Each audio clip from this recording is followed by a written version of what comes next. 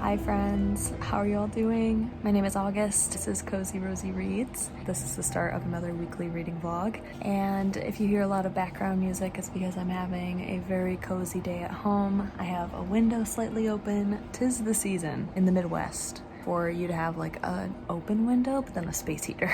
And I also have a heated blanket.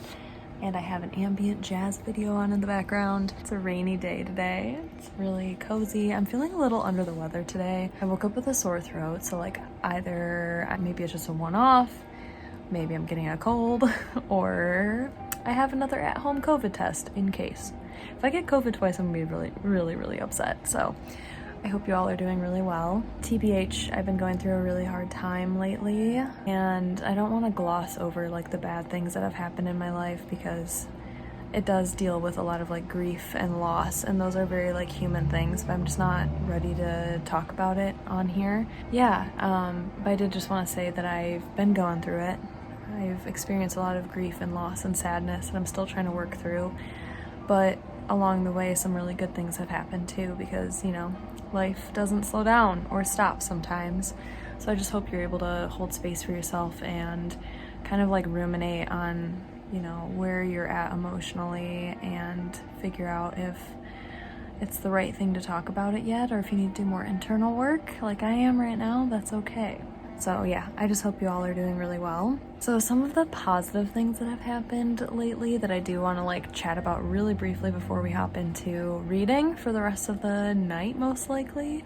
As of this week, it is Saturday today, so this past working week, I put in my notice at my part-time job. I'm taking the leap into full-time self-employment and full-time photography, which is nerve-wracking and terrifying, but also like just amazing. My workload has doubled since last year just in terms of weddings. I have twice the amount of weddings as I did last year, and it's really exciting. I'm working with some amazing people, and I'm really excited, but it's also terrifying. So big life changes happening in that sense. But yeah, I want to quickly chat about what I'm currently reading, and I'm hoping to finish this weekend and for this vlog, and that is The Animals in That Country by Laura Jean McKay. Look at that beautiful like holographic cover.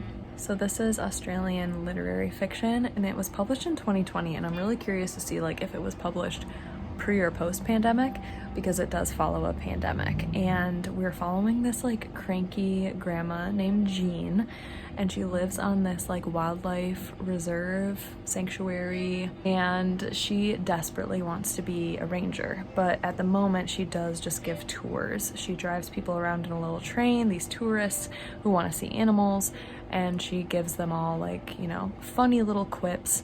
But she doesn't really have her life together. She's made some poor life decisions. She's definitely an alcoholic, and the only love of her life, because she is very like cantankerous, is her granddaughter. And then all of a sudden a pandemic breaks out, and this pandemic is different because it actually allows humans to understand animals in a way that they haven't been able to understand before. And it's not through verbal communication or like telepathy.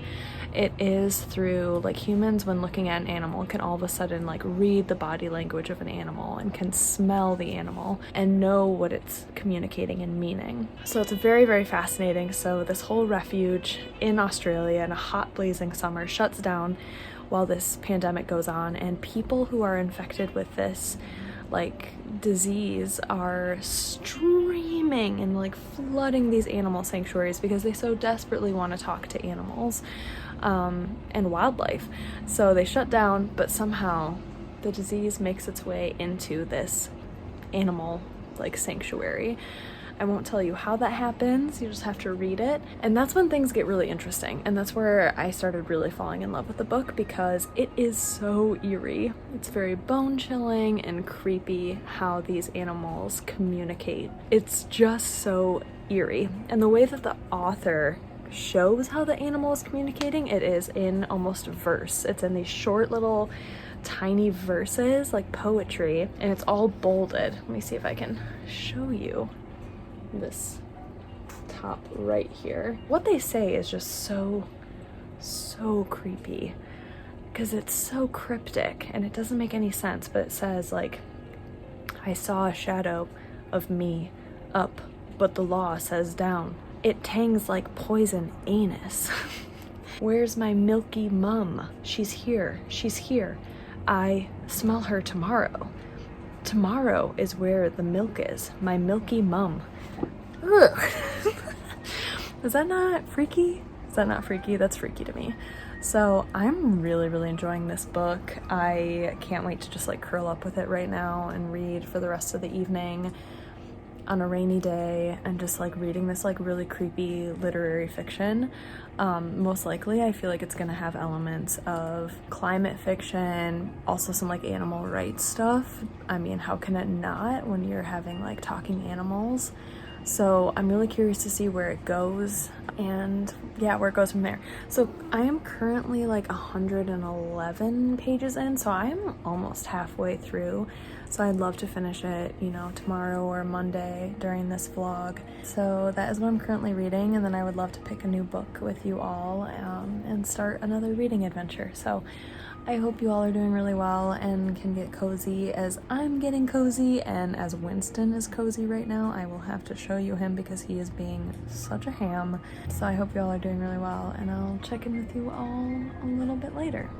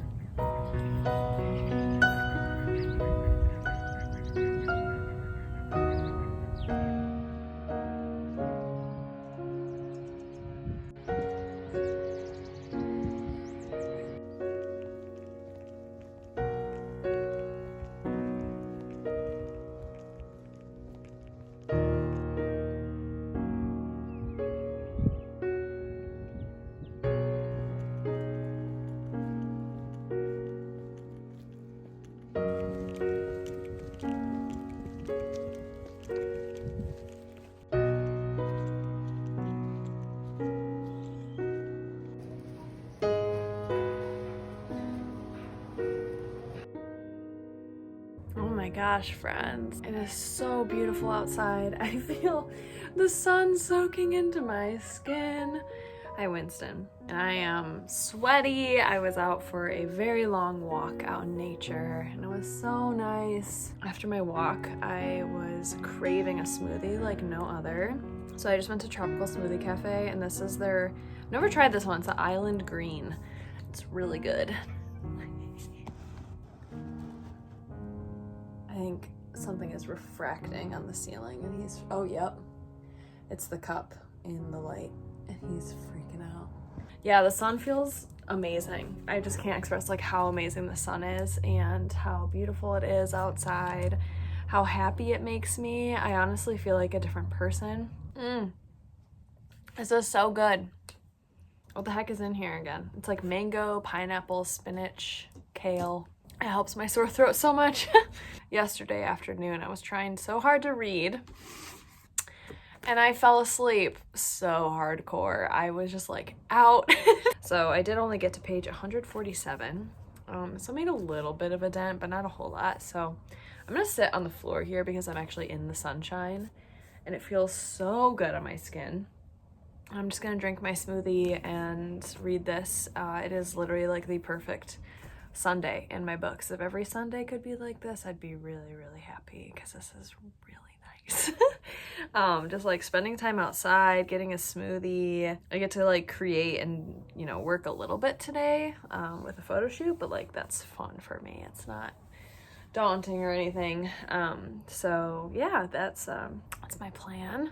I don't really have many updates book-wise. There is a pretty big like plot thing that happens that, let me check to see if it is on the back, because otherwise, oh yeah, okay, so it is on the back. So basically Jean, grumpy grandma Jean, her son Lee comes to the animal like refuge, to the wildlife park, and he basically like kidnaps his daughter Kimberly, which is Jean's granddaughter that she's in love with. She loves her granddaughter so much. So then Jean and a dingo that she can talk to are on the road trying to track down Kimberly and Jean's son Lee. So that's where I'm at right now. They are leaving the wildlife park and entering like the real world, and you can see like how the pandemic has affected things in the real world.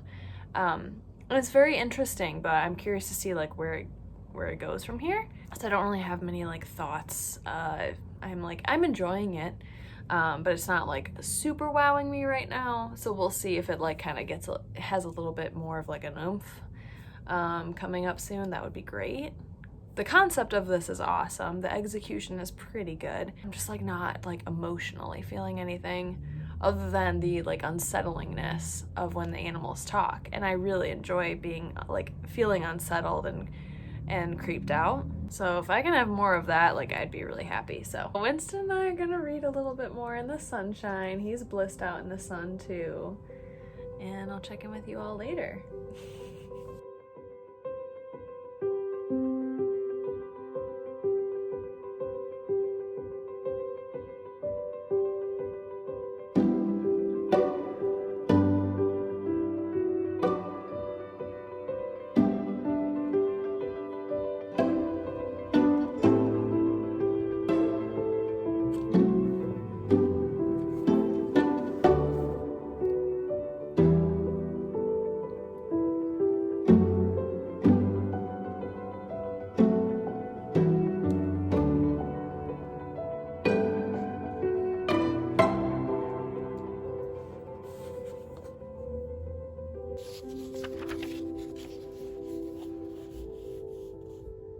Okay, this light is not super flattering, but I have to read this section out because it is so eerie. I don't know why I find this so eerie. So basically, Jean is with Sue, the dingo. The dingo's name is Sue. And all of a sudden, Jean can start hearing crows. There's a telephone wire up above her and there are crows on it, and she can now understand crows. When this pandemic started, you could only really hear like mammals speaking, and then people who like get progressively sicker can start hearing birds and then insects. So it does have like a progression. So she starts freaking out. She says, I shake my swollen head, breath in my throat. No. They caw again, glare down their beaks as I hoof it back to the van. No food is to be prayed. I trip over myself getting back to the camper, grab Sue by the ruff. What did you say? She licks her lips nervous. It won't start from here, a crack. It starts by making the best plan. Outside on the power line, the crows edge closer, messages in their marbled feathers, half-open beaks, arthritic claws. It. Game it. I grab Sue again, bring her close. Can you hear them, mate? Can you hear those crows? Sue indicates the line of ants marching across the floor of the van. Their fingers are engaged. No, up there, up there! I force her muzzle up. She blinks at them. Sky meat. The crows look down. We can't eat it yet. They rise, flop down. Lust on that instead. I start blubbering. Sue pushes her cold nose in my face and whispers, It hurts. Fight its face. It hurts. Stop it. Sue flings her meanings around the van, filling it with muzzle, the soft patch of her underbelly, claw. But the messages from outside still come through. I can see what those crows are saying. I can understand the birds now. Just sky meat. It always falls. But I think they're talking about waiting for us to die out here, then eating us. I grip her coat. Sue. Yesterday. I'll take care of it. Then she goes back to staring at the ants and takes care of exactly fucking nothing. It's so creepy. Sue being like, sky meat, and then the crows are just like, we can't eat you yet. Like, oh, it's so creepy. It's so good. I just love the conversations, like, of the animals. And then, like, Sue, the dingo, being, like, intrigued by the ants and the bugs and just saying, like, their fingers are engaged. Like, it's just so creepy. It almost feels like an AI. Like, an AI wrote the dialogue between these animals because it, like, just doesn't make sense. But it's just... I really like it, so that's my favorite part, is when we get a lot of conversation and dialogue, quote-unquote, from the animals. So that's my little check-in for now.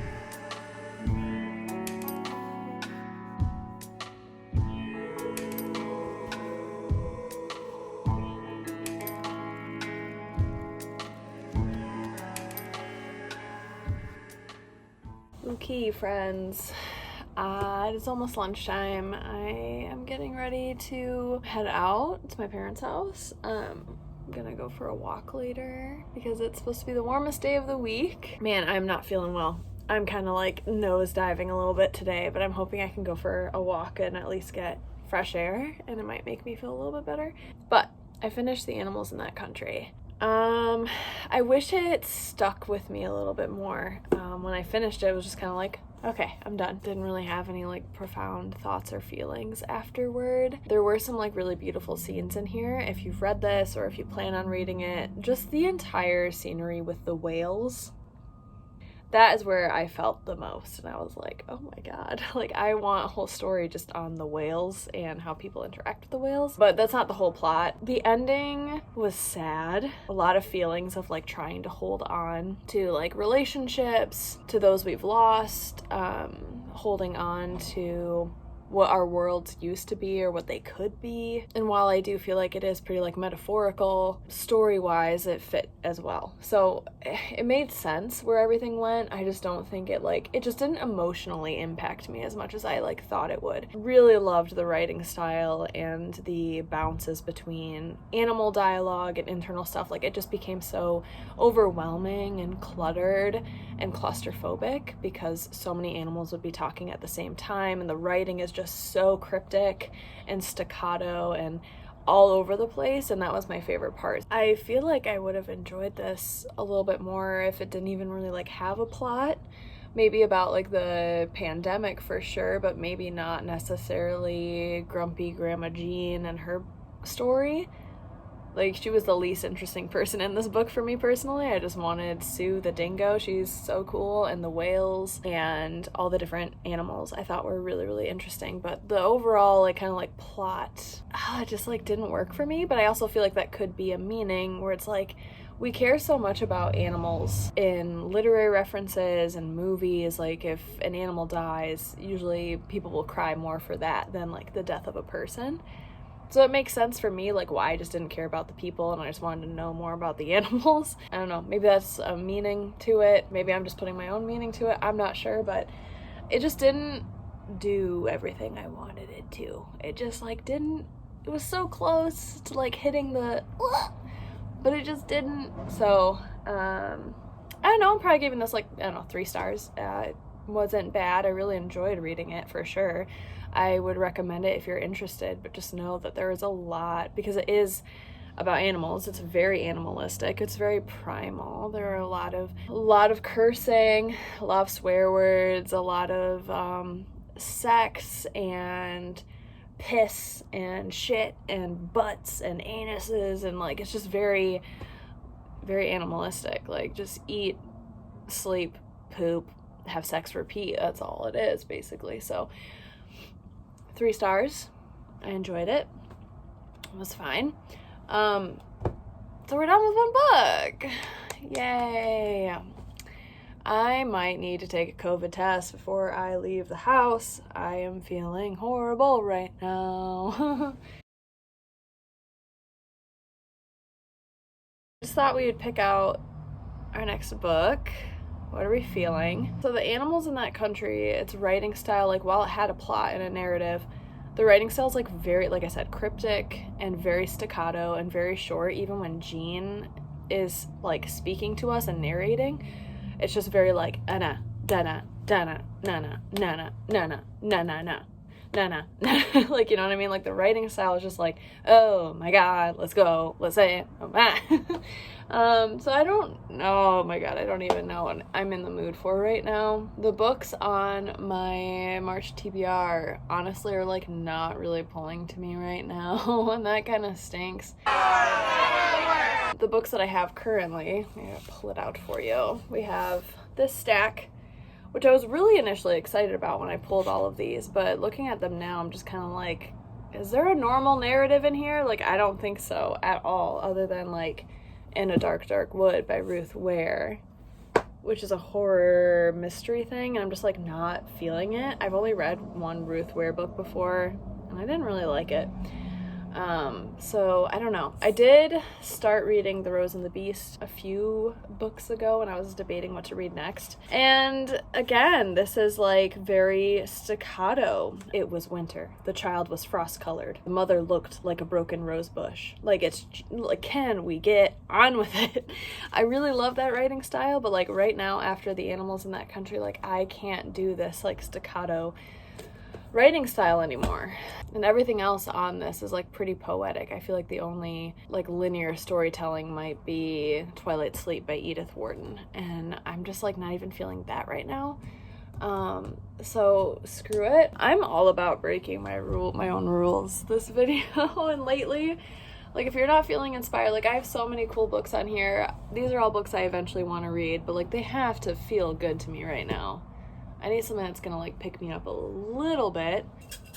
I don't even know what I'm in the mood for, honestly. I feel like, do I want a story or do I want something abstract? Because this was both narrative and abstract, so like I can't tell what mood I'm in right now. Like I feel like I could easily be in a reading slump, or I need something to brighten this up. Ooh, short story collection. That would actually be like pretty good to move on, you know, with some things, and just like get a snippet of a bunch of different things. Because I just filmed a few days ago my used library book sale video. Did get a short story collection there, and I have another one that I'm curious about too. So I have more than these two short story collections, but these are the two I really want to read. Woo! We have Passion and Effect, or Affect, by Laurie Colwin, short stories. I just love these like older, like 80s, 90s covers. So simple, like I love them. And then we have the Matisse Stories by A.S. Byatt. Yeah, so both of these sound awesome to me, honestly. So let's read like the first sentence of each, maybe. There's 3 stories in here, and then I think there might be like 4 or 5 in here. So we'll start with Passion and Affect. Oh my gosh. The first one in here is called Animal Behavior. What are the odds of that? On the roof of the east wing of the American Naturalist Museum was a greenhouse, blocked from public view by turrets and facades. So if we want to keep going on our animal theme that we have going on, we could do this one. The Matisse Stories. What's this one all about? Let's read the first sentence. Ooh, this first one's called Medusa's Ankles. She had walked in one day because she had seen the rosy nude through the plate glass. Ooh, both sound interesting, but since I literally just finished a whole book about animals and the first short story in here is about animals, I think I need to give my like animal thinking brain a break. We're gonna go with Matisse Stories by A.S. Byatt. This was published 1993. So just reading on the back here, each of these narratives is in some way inspired by a painting by Henri Matisse. Each is also about the intimate connection between seeing and feeling, about the ways in which a glance we meant to be casual may suddenly call forth the deepest reserves of our being. The Matisse Stories. So we're gonna read this next. Very excited. I'm gonna bring this over to my parents' house. It's pretty short. It is slightly over 100 pages, so it is 128 pages. I'm realizing more and more I just want all the short books. I want to be the short book queen. So I'm gonna put Passion and Affect back, and yeah, I'm gonna go do a COVID test, make some lunch, and figure out my life a tiny little bit more. So yeah, friends, I'm like in such a good headspace, but like I just really don't feel good physically, and it's so annoying. All right, I will check in with you all a little bit later.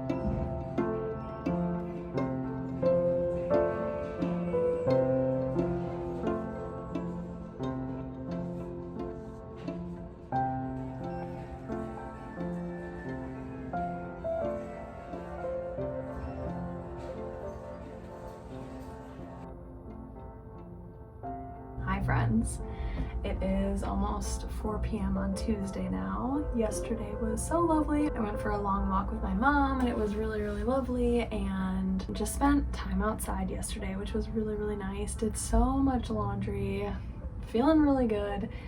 And this morning I had a pretty early pedicure appointment, so I got my toes done. Woo! Throat update.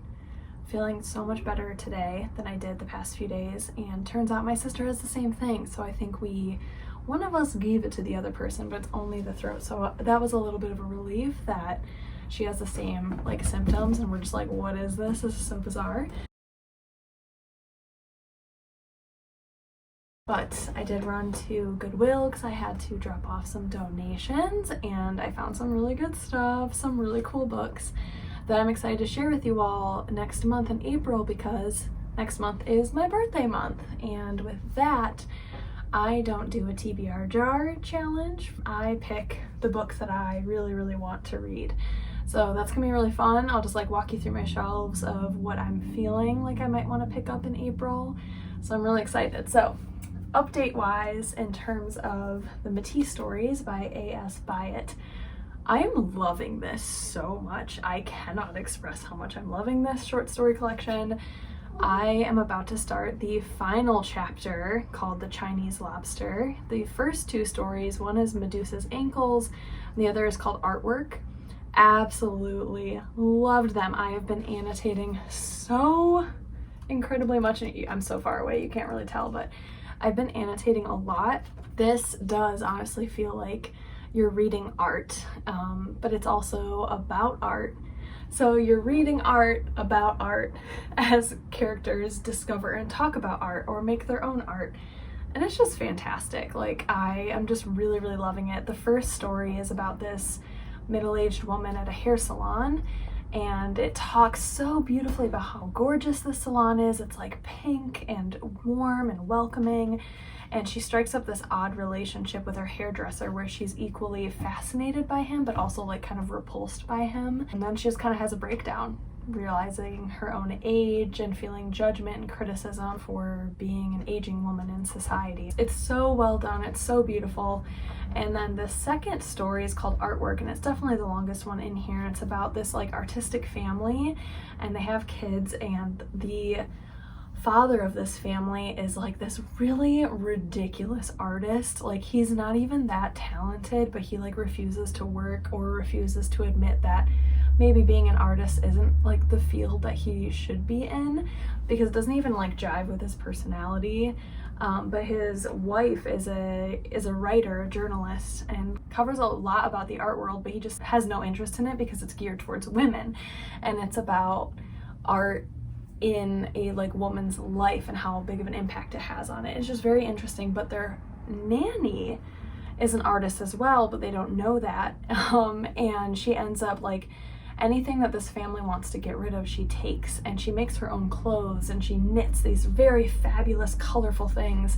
And basically it's the family realizing that out of all of them, their nanny, is the most talented artist, and what that feels like for them. And it's just so good. And then this final one, based on the back, it's about two academics weighing a young girl's future over the exquisite palette of a Chinese lunch. So I'm excited to dip into the last one, but I am gonna conclude the vlog now because I do want to get a head start on editing this so I can share it with you all. It's just been a really wonderful past few days for me. Like, my mental health just feels really good. And as somebody who struggles with mental health stuff, like having a few days in a row where like I just feel really, really good is amazing. And feeling like stable and feeling like I have my life together, but I'm also able to do things like just for myself. So it's been really, really nice. So thank you so much for being a part of this. I do want to say too, I did do some work today. I have 2 more couples who want to book me for their weddings for this year, so I'm gonna be super busy. I'm really excited for the opportunity to be a full-time self-employed person, and it's just really skyrocketing. I feel like ever since I made that decision, which is scary, it's a scary decision to just like jump into full-time self-employment, especially in an art world. It's a little terrifying, but I feel like ever since I've done that, like so many doors have opened up to me and it's amazing. So thank you all so incredibly much for being here. I really hope you enjoyed this video. Since the beginning of this vlog was all about reading a book about animals communicating, why don't you I would love to see emojis of animals that you would like to hear from. Like if you could talk to any animals, what animals would you want to talk to? So put them in like emoji format. If you are in the same camp, and maybe it's just because I read that book, if you don't necessarily want animals to communicate with you, maybe just like put some emojis of your favorite animals. And mine would definitely be like a cat. I don't think there's one on there, but like I love armadillos a lot. So, and a rabbit and a deer, those would be mine. So I would love to see some animal emojis from you all. It would make my day. So thank you all so incredibly much for being here, friends. I really appreciate you so much. Stay cozy, my friends. Bye.